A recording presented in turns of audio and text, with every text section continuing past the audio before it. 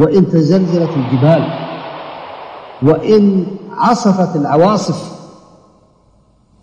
فيثبت على الحق. Au nom d'Allah, le tout miséricordieux, le très miséricordieux, louange à Allah, le Seigneur des univers, et que l'éloge et le salut soient sur le messager d'Allah, sur sa famille, ses compagnons et tous ses suiveurs avec bienfaisance, jusqu'au jour de rétribution.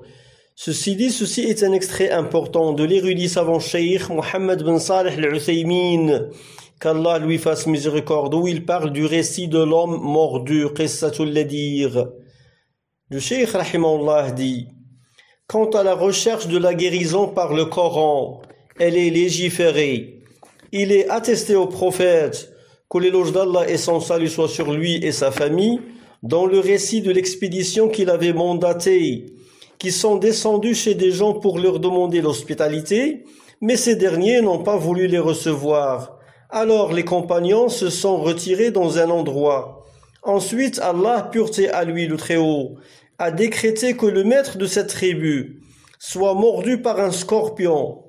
Ils se trouvèrent en situation de crise et ils ont décidé d'aller s'enquérir auprès de ces personnes ayant demandé l'hospitalité, dans l'espoir de trouver un récitateur parmi eux.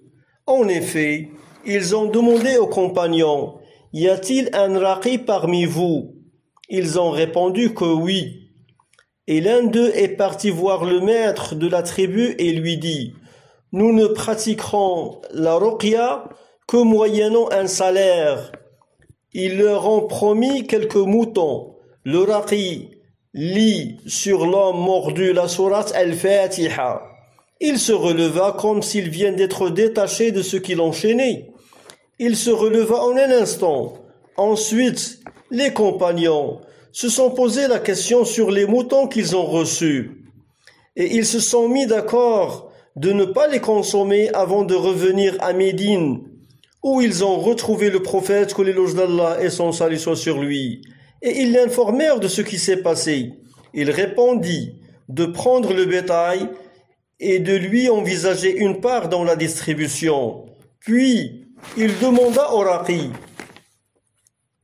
et qui t'a informé que c'est une ruqya, c'est-à-dire la sourate Al-Fatiha? Le Cheikh rahimahullah commente: la demande de la guérison par la lecture du Coran est une chose souhaitée et c'est une chose utile. Mais de quelle manière peut-on demander à Allah la guérison en lisant? La réponse: qu'il demande la guérison de la manière rapportée du prophète, que l'éloge d'Allah et son salut soient sur lui, de sorte que le récitateur lise sur le patient. Ceci est attesté.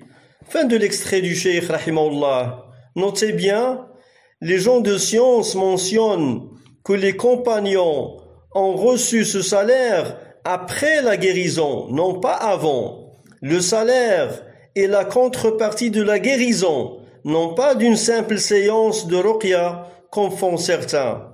Et Allah est plus savant. Walhamdulillahi Rabbil Alamin.